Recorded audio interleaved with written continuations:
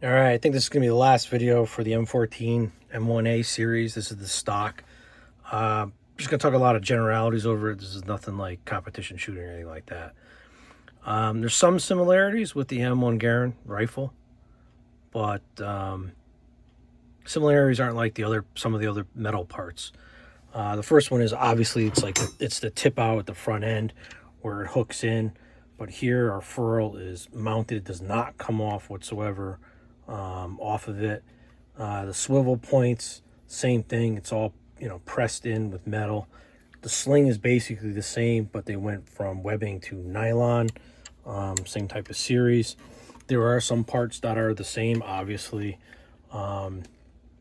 This loop up here is actually a little bit bigger, but some parts that are the same is the rear swivel, the screw to go into it, and some of the components in the door. Let's see if I can get this for you.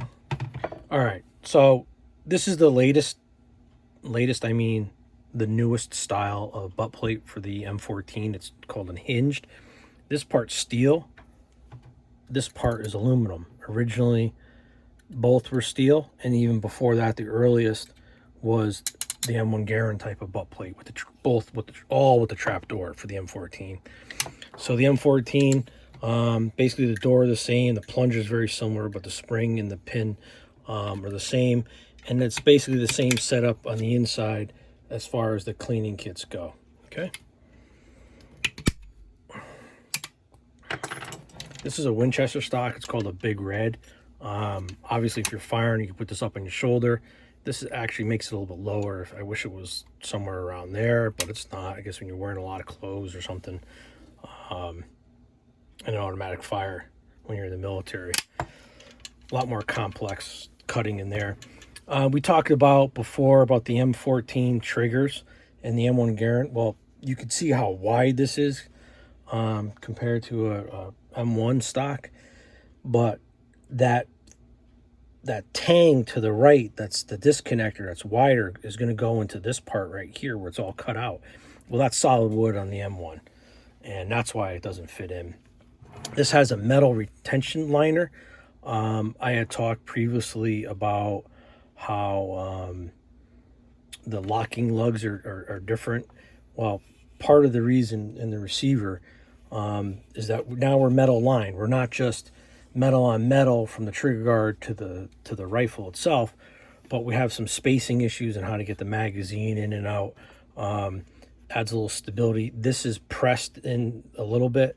You got these two flanges that are bent over that kind of hook into the inside, and then there's kind of like Mauser style screws that bolts into the side with spanners.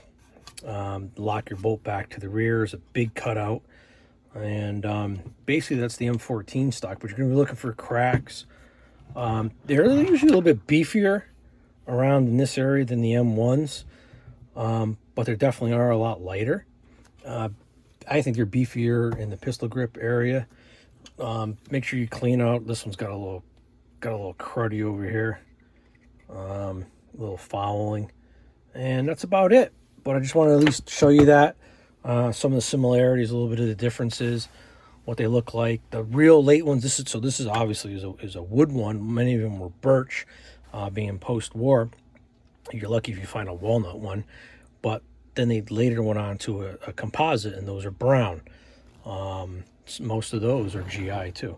So that's it. Just quick down and dirty on the M14 stock for you, and I think that concludes all the M14 M1A videos. Take care.